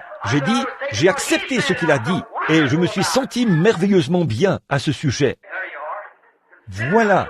Ne considérez pas votre propre corps. Ne considérez pas les maladies, car elles sont du diable. C'est vrai. Considérez la promesse de Dieu. Il n'y a pas longtemps, quelqu'un a dit, « Maintenant, écoutez, Vous ne pouvez pas prêcher que la guérison divine est incluse dans l'expiation. Un prédicateur baptiste intelligent qui était... J'ai dit, maintenant, je ne discuterai pas avec vous au sujet de l'expiation, car je sais que vous n'avez rien pour vous appuyer. Il était très fondamentaliste. J'ai dit, je sais que vous n'avez rien. Voici un passage de l'Écriture, parmi les 40, qui réglera complètement la question. Il était blessé pour nos péchés, brisé pour notre iniquité. Le châtiment qui nous donne la paix est tombé sur lui. C'est par ses meurtrissures que nous sommes guéris. J'ai dit, où appliquez-vous cela? Au calvaire? J'ai dit, croyez-vous que les 7 noms en rapport avec la rédemption, les noms composés, s'appliquent à Jésus? S'il n'était pas, et s'il n'a pas accompli, et qu'en lui se trouvaient ces 7 noms composés, il n'était pas Jéhovah Jireh. Il y a un Jéhovah Jireh, le sacrifice pourvu par Dieu, et vous devrez l'admettre, sinon vous devrez dire qu'il n'était pas le Fils de Dieu. Alors, s'il est Jéhovah Jireh, il est aussi Jéhovah Rapha, le guérisseur. En effet, tous les 7 noms composés, notre victoire, notre bannière, et notre armure, et notre bouclier, et notre guérison, et notre salut, notre sacrifice pourvu, tout reposait en lui. Et quand il est mort au calvaire, il a dépouillé les dominations. Il s'est levé, a levé les mains en l'air, a dit, tout est accompli. Alléluia! Les démons ont tremblé. L'enfer a été secoué. C'est un type qui représente toutes les voies. Et il est ressuscité le matin de Pâques. Je suis celui qui était mort et qui est revenu à la vie. Le voilà, Jéhovah Rapha, Jéhovah Manassé, Jéhovah Jireh, le sacrifice pourvu par Dieu. Il ne trouvait plus rien à dire. Et là-bas, comme Jésus l'a dit, comme Moïse éleva le serpent d'airain dans le désert, il faut de même que le Fils de l'homme soit élevé. Et si la lumière de Dieu brillait là-bas, représentant un type, alors qu'on regardait un serpent d'airain, qui était un symbole, il a dit, je dois tenir ma parole, tu dois mourir. Le pauvre garçon tremblait. Il a dit, que puis-je te donner avant de te tuer? Il a dit, un verre d'eau. Il est donc allé chercher le verre d'eau, et il le tenait dans sa main, en tremblant comme ça. Il n'arrivait pas à le tenir. Alors il a dit, bon, attends une minute, ressaisis-toi. Il a dit, je ne vais pas te tuer, ou t'ôter la vie, tant que tu n'auras pas bu cette eau. Et l'esclave la jeta par terre. Qu'est-ce qu'il va faire? S'il est un homme juste, s'il tient sa parole, s'il ne tient pas sa parole, il n'est pas un homme juste. Il doit le libérer. Peu importe ce que disent les lois du pays. Et si Jésus a dit, tout ce que vous demanderez en priant, croyez que vous l'avez reçu. Il doit tenir sa parole. Il est juste. L'expiation ou pas d'expiation, ça, c'est sa parole. Il n'y a pas longtemps, un jeune homme est parti dans un certain séminaire pour apprendre beaucoup de choses qu'il n'aurait pas dû apprendre. Sa vieille mère est tombée malade. Un de ses voisins faisait partie d'une église du plein évangile. On a fait venir le pasteur à la maison. Il a dit, permettez-moi d'emmener le pasteur ici pour prier pour vous. Il a dit, c'est un homme bon et juste, et il croit en Dieu. A-t-il dit, permettez-lui de venir prier pour vous. Alors elle a dit, très bien. Le médecin ne pouvait rien faire pour elle. Alors le jeune homme est venu là, le pasteur, il a prié pour cette femme âgée et lui a imposé les mains conformément à Jacques ou conformément à Marc 16. Ils imposeront les mains aux malades et les malades seront guéris. Il y est allé et a imposé les mains à cette femme. Quelques jours plus tard, elle était debout et vaquait à ses occupations, elle était rétablie. Quand son fils est rentré de l'université, eh bien, il était si heureux, vous savez, et il voyait sa mère si heureuse. Il a dit, « Comment ça va, maman ?» Elle a dit, « Très bien. » Elle a dit, « Oh, fiston, j'ai oublié de te dire quelque chose. » Elle a dit, « Pendant ton absence, ces 4 dernières années, a-t-elle dit, je suis tombée malade. Et tu sais, Madame Untel, ici, fait partie de cette église du plein évangile. » Elle a dit, « Son pasteur est venu et m'a imposé les mains, conformément à Marc 16, et je me suis rétablie. » Elle a dit, « Les médecins ne pouvaient rien faire pour moi quand j'ai eu cette période de maladie. » Elle a dit, « C'est comme ça que je me suis rétablie. » Il a dit, « Eh bien, maman, je veux te dire quelque chose. » Il a dit, « Bien sûr, en allant à l'université, nous apprenons ceci. » Il a dit, « Les 9 derniers versets de Marc 16 ne sont pas inspirés. » Il a dit, « Cela a été mis là par le Vatican. Il a dit, il n'y a rien dans l'histoire qui dit que cette parole-là est inspirée. Et la petite femme a dit, gloire à Dieu, gloire à Dieu. Il a dit, qu'est-ce qui te prend, maman? Elle a dit, si Dieu a pu me guérir avec des paroles qui ne sont pas inspirées, que pourrait-il faire avec celles qui sont inspirées? Voilà, s'il pouvait faire cela avec des paroles non inspirées, que ferait-il avec celles qui sont inspirées? Alors qu'il y a 600 et quelques promesses qui s'appliquent à l'Église dans les derniers jours, que ces choses se produiront et que sa puissance reste la même. Jésus-Christ, le même hier, aujourd'hui et éternellement. Tout ce que vous demanderez en priant, croyez que vous l'avez reçu.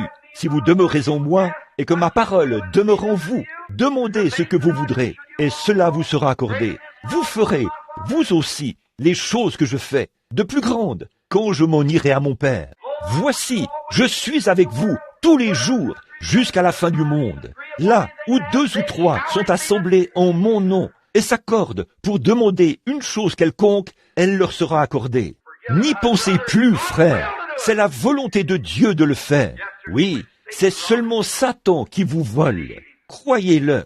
Et qui, contre espérance, crut avec espérance, pour être père de plusieurs nations, selon ce qui était dit, ainsi sera ta semence. Et n'étant pas faible dans la foi, il n'eut pas égard à son propre corps, déjà amorti.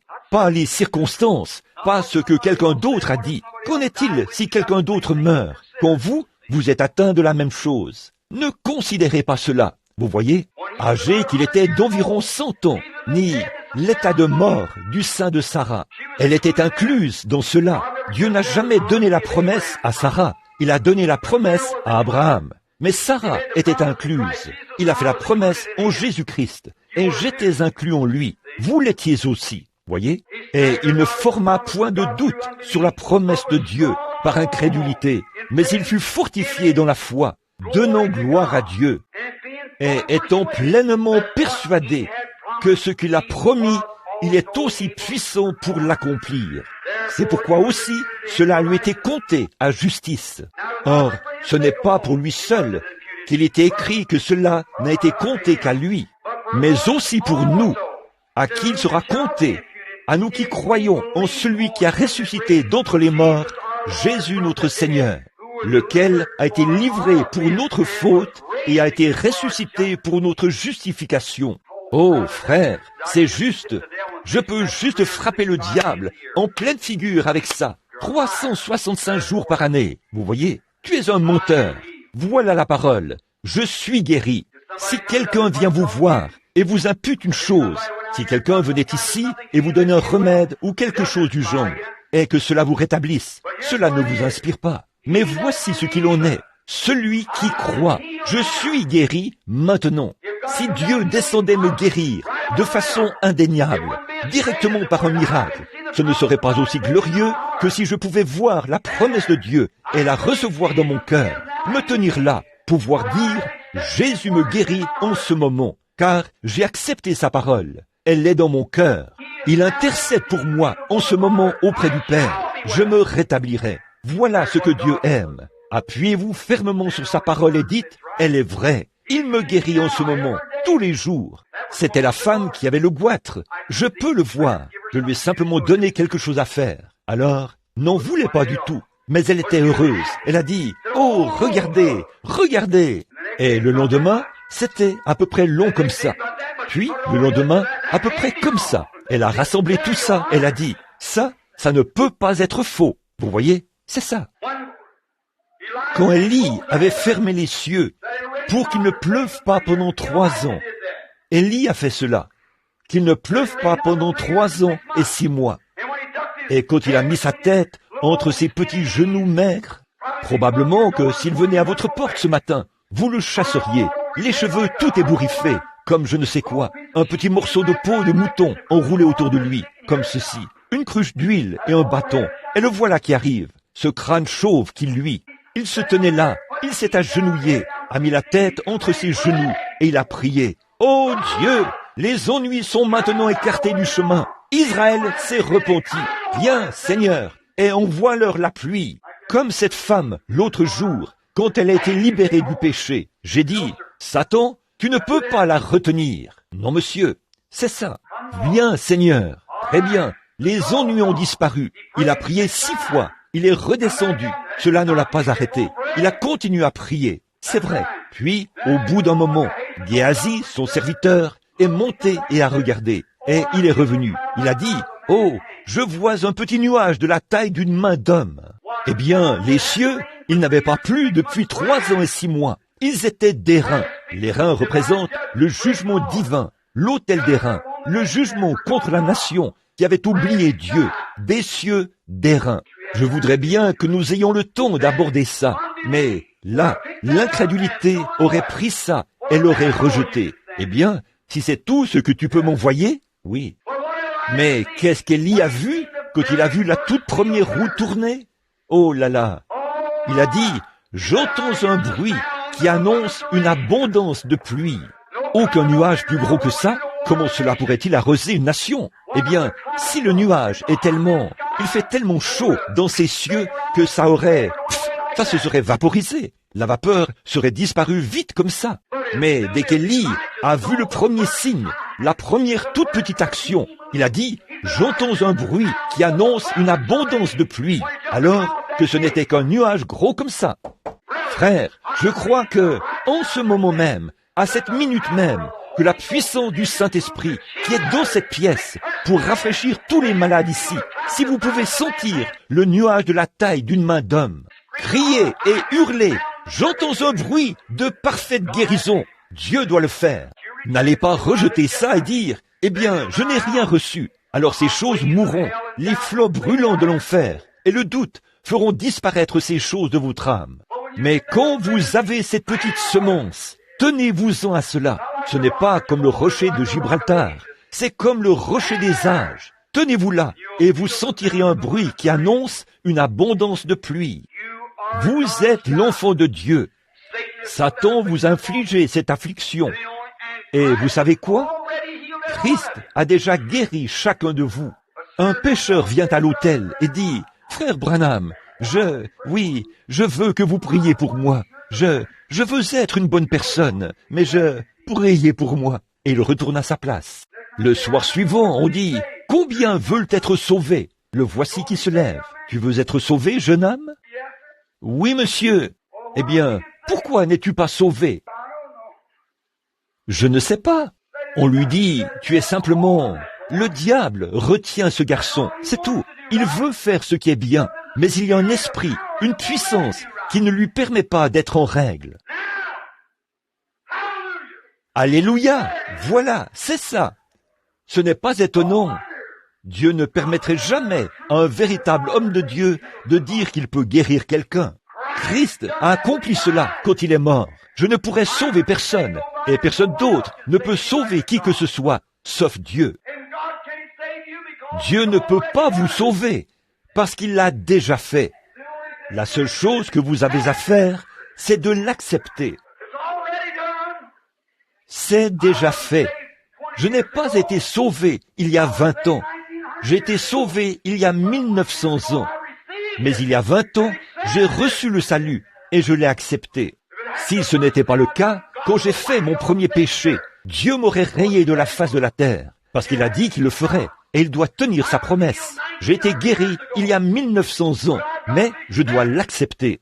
Et la seule chose qui m'empêchait d'être sauvé à l'âge de 12 ans, c'est qu'un esprit se tenait là, au-dessus de moi, un démon qui me disait « Attends encore un peu ». C'est pour ça que vous n'avez pas été sauvé lorsque vous avez atteint l'âge de raison. Un esprit que vous avez reçu dans un groupe, et c'est ce qui planait au-dessus de vous, et restait au-dessus de vous. Vous aviez le désir de faire ce qui est bien. Il n'y a aucun homme sensé qui ne désire pas faire ce qui est bien. Mais quelque chose vous empêche de faire ce qui est bien. Pas vrai? C'est le diable.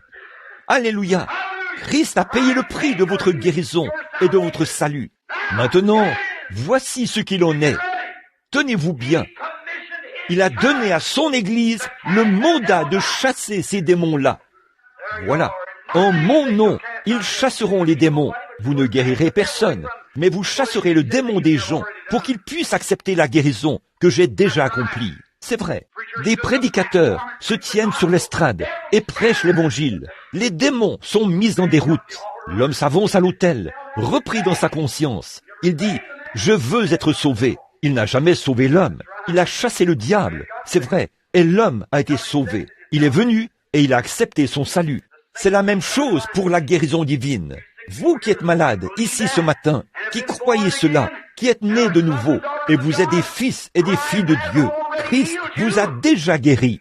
La seule chose qui vous empêche d'être en bonne santé ce matin, c'est un esprit qui se tient là, au-dessus de vous, qui ne vous permet pas d'avancer pleinement dans la foi et de croire la promesse de Dieu, de croire qu'il l'a déjà accomplie. C'est vrai. Ça, c'est ma commission. C'est ce que Dieu m'a donné. C'est ce qu'il a donné à chaque prédicateur de l'Évangile qui croira. La puissance et l'autorité pour briser cet esprit. Je crois de tout mon cœur que toutes les puissances démoniaques qui sont ici en ce moment sont déjà brisées. Je le crois.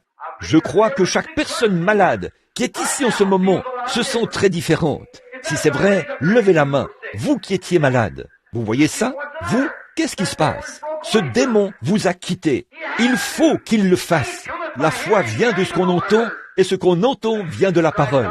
Jésus-Christ est mort pour vous.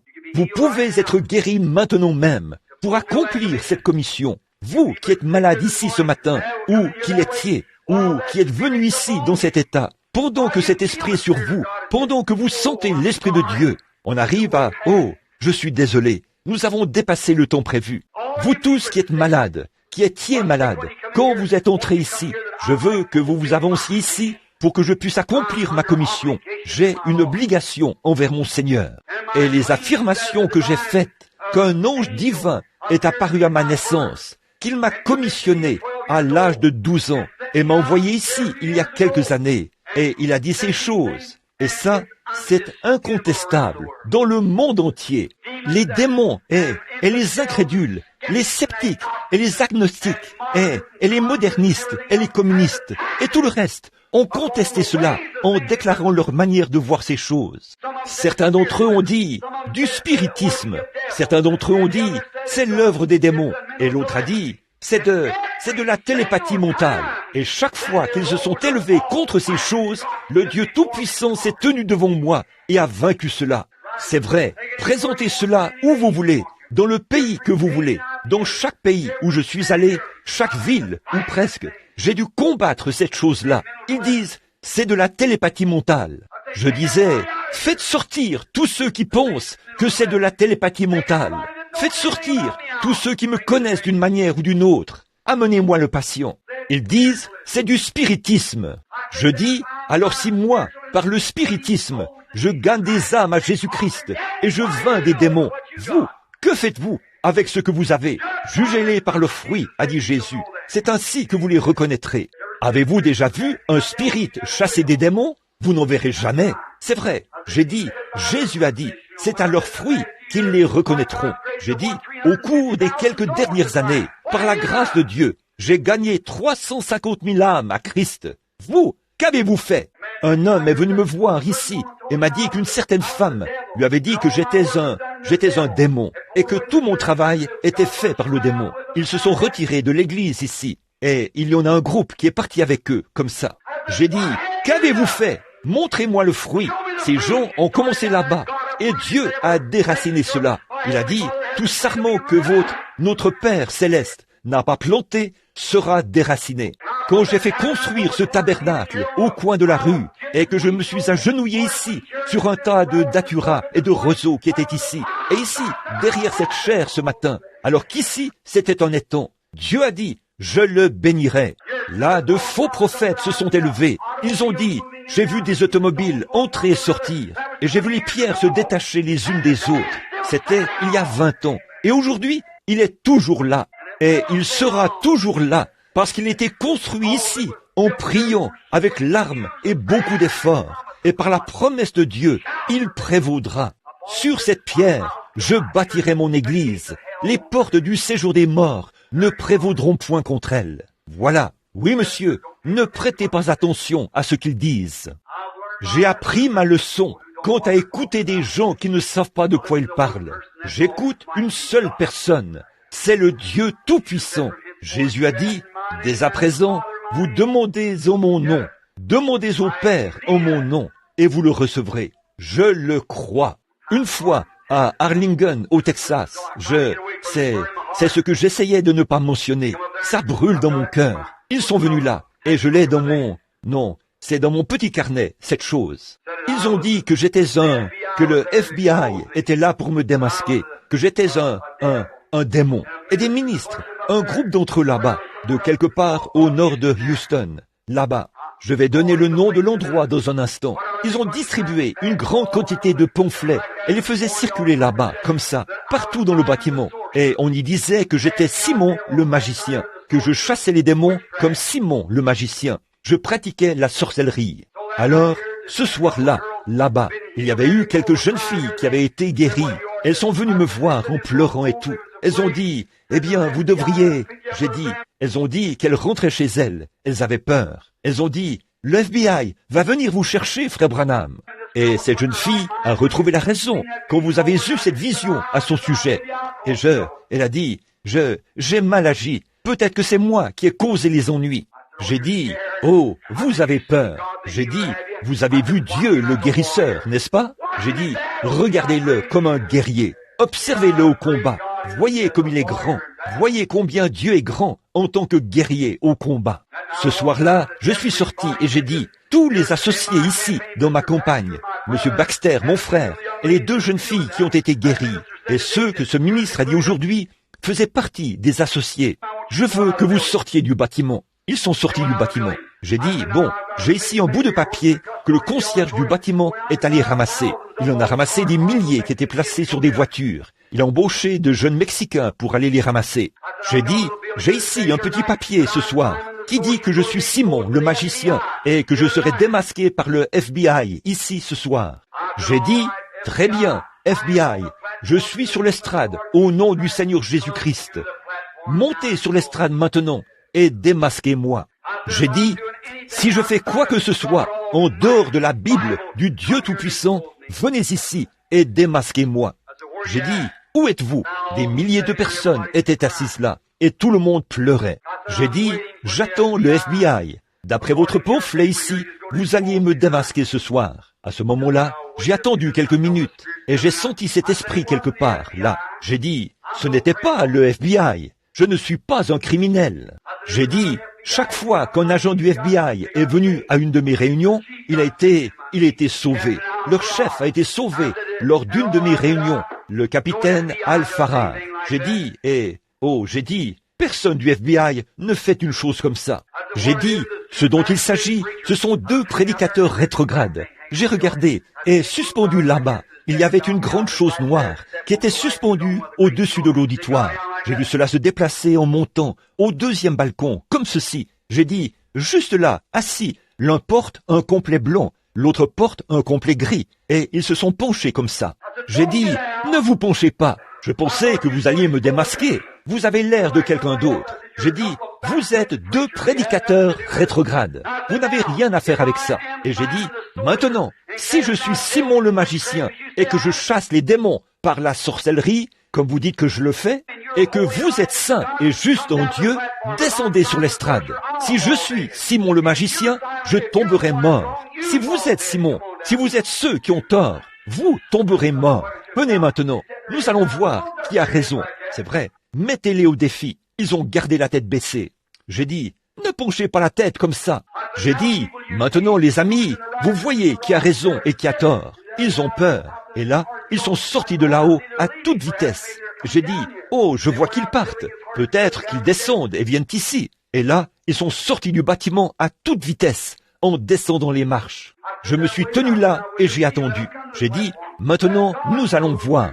Qu'ils viennent sur l'estrade. Que Dieu montre qui est qui. C'est vrai. J'ai dit, si je suis faux, alors Dieu montrera que c'est faux. Si je suis dans le vrai, Dieu rendra toujours témoignage de ce qui est vrai. Comme à Houston, quand ce prédicateur baptiste a dit que j'étais un démon et tout. Et vous voyez ce qui est arrivé quand l'ange du Seigneur est descendu. Maintenant, savez-vous ce qui est arrivé? On n'a plus jamais entendu parler de ces ministres. Ce soir-là, le Seigneur a remporté là-bas une victoire dont on parle encore à Arlington. Voyez, moi l'Éternel, je l'ai plantée. Je l'arroserai jour et nuit. de peur qu'on ne la ravisse de ma main.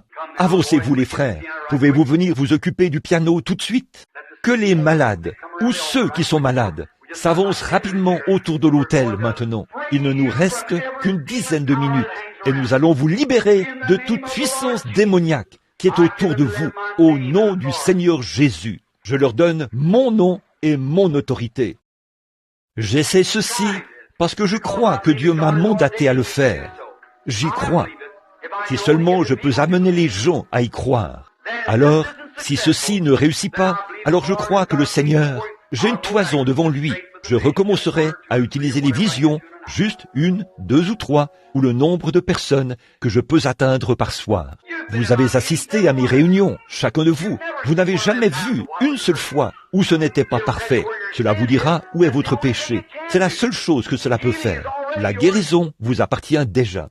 Tout ce qu'il y a, alors, c'est le péché. Peut-être que c'est quelque chose que vous faites dans votre vie qui n'est pas bien, ou qu'un démon se tient au-dessus de vous, qui ne vous laisse pas croire. Maintenant, vous savez, si ce n'est pas le cas, Jésus a dit quelque chose de faux. Tout est possible à celui qui croit. Pas vrai? Alors, c'est de vous qu'il s'agit. C'est en vous, pas en Dieu. Si je disais ici, il y a ici, si vous voulez, avez besoin d'un billet d'$1. Je pense que j'en ai un. Très bien. S'il y a un billet d'$1, c'est déjà mis à la disposition de l'homme dans le besoin. Si c'est le cas, c'est à vous, si vous voulez bien venir le chercher. Je n'ai pas besoin d'en faire plus. Je l'ai déposé là, pas vrai? Eh bien, Jésus, quand il est mort, il vous a guéri. Il a été blessé pour vos péchés. C'est par ses meurtrissures que vous avez été guéris au passé. C'est à vous de décider maintenant. Venez le chercher. Il est à vous. Je crois. En mon nom, ils chasseront les démons. Je crois cela. Il m'a permis de le faire avant. Et je crois qu'il va me permettre de le faire ce matin. Croyez-vous cela? Très bien. Que la rangée ici se déplace de ce côté-ci. Vous tous là-bas, pour que je puisse prier. Et quand je prierai et que je chasserai le mauvais esprit, alors les gens pourront retourner à leur place en longeant ce mur. Si vous le voulez bien, vous les gens, avancez-vous dans cette direction-ci. Maintenant, regardez ici. À quoi ça sert de prendre les choses à la légère et de croire à moitié? Où est cette dame qui était dans ce fauteuil roulant? Vous, madame, quoi? À quoi ça sert de rester assise là? Jésus-Christ vous a guéri. Certainement qu'il l'a fait. Je l'ai vu emmener une femme tout à l'heure. Je crois que c'est l'homme qui se tient là qui l'a emmenée. Peut-être que c'est sa femme. Elle est infirme ou quelque chose comme ça. Madame, vous n'avez pas besoin de rester dans cet état-là. Une dame a dit qu'elle avait une petite fille ici, un petit enfant, qu'il y avait quelque chose qui n'allait pas chez elle. Et il y a toutes sortes de maladies et tout. Des sourds, des muets et des aveugles. Et quoi encore? Il n'y a aucune raison d'être comme ça. Courbons la tête. Je veux que vous croyiez. Ô Dieu, notre Père Céleste, je viens vers toi ce matin en tant que ton serviteur. Seigneur, j'ai prêché la parole. C'est ta parole. Ce n'est pas la mienne. Et je sais que tu es ici pour guérir les gens et les rétablir. Je crois que tu le feras, Dieu bien-aimé, et je te prie d'avoir miséricorde. Seigneur, nous sommes conscients que ces visions, la seule chose qu'elles peuvent faire, c'est de révéler les péchés des gens. Mais Seigneur Dieu, puisse le Saint-Esprit faire cela maintenant même. Puisse-t-il révéler dans chaque cœur l'entrave. S'il y a un péché dans leur vie, alors puisse ce péché être pardonné maintenant même. Seigneur, je te prie par le nom de Jésus-Christ. Et que ceux-ci, le groupe qui est ici aujourd'hui, soit comme ceux de l'autre soir. Qu'il y ait une délivrance parfaite pour chacun d'eux. Puisse-t-il être guéri ce matin, revenir mercredi soir, heureux, en poussant des cris et en se réjouissant. Accorde le Père. Maintenant, par l'autorité de ta parole, je m'avance pour chasser les démons, pour accomplir ta parole, au nom de Jésus-Christ. Maintenant, Satan, je sais que tu retiens ces gens. Il y a cette chose sombre, lugubre, hideuse, suspendue au-dessus d'eux, qui dit, eh bien, je vais essayer. Mais je veux te parler. Je me tiens à leur place, entre eux et Dieu ce matin. Je me tiens en tant que serviteur du Dieu Tout-Puissant. Mes péchés ont disparu par le sang de Jésus-Christ, par la foi divine que j'ai en lui, qui est le Fils de Dieu. J'affirme Et la Bible l'affirme la première. Et je parle comme la Bible. Qu'il t'a dépouillé au calvaire de toutes les puissances que tu as jamais eues. Et la Bible affirme que ses disciples doivent mener à bien cette commission qu'il avait ici sur terre jusqu'à la fin de l'âge. Et je suis son disciple. C'est pourquoi je viens ce matin en tant que représentant, un représentant de Jésus-Christ, en son absence. Je suis envoyé à sa place. Et chaque fois que je l'invoquerai sur une personne, ta puissance sera brisée et la personne sera libérée, repartira d'ici et sera rétablie. Je te défie au nom de Jésus-Christ. C'est par son sang que je me tiens ici. Et quitte chaque personne à qui j'imposerai les mains, pas par ma sainteté, pas par mon nom, car mon nom ne veut rien dire pour toi. Ma sainteté ne veut rien dire. Je n'en ai aucune. Là, tu ne reconnaîtras pas mon nom, mais tu reconnaîtras Jésus et tu sortiras. Et c'est à toi que je parle. Je vais maintenant lancer un défi. Et si tu essayes de retenir l'une de ces personnes, que la malédiction de Dieu vienne sur toi, puisses-tu sortir, retirer ta main de sur ces chrétiens. Ta main sale, qui rend malade, qui afflige et handicape ces gens, qui les rend malades et leur donne des maladies. Retire ta main au nom de Jésus-Christ.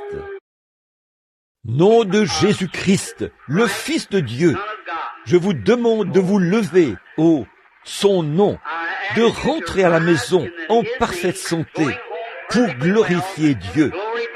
Levez-vous.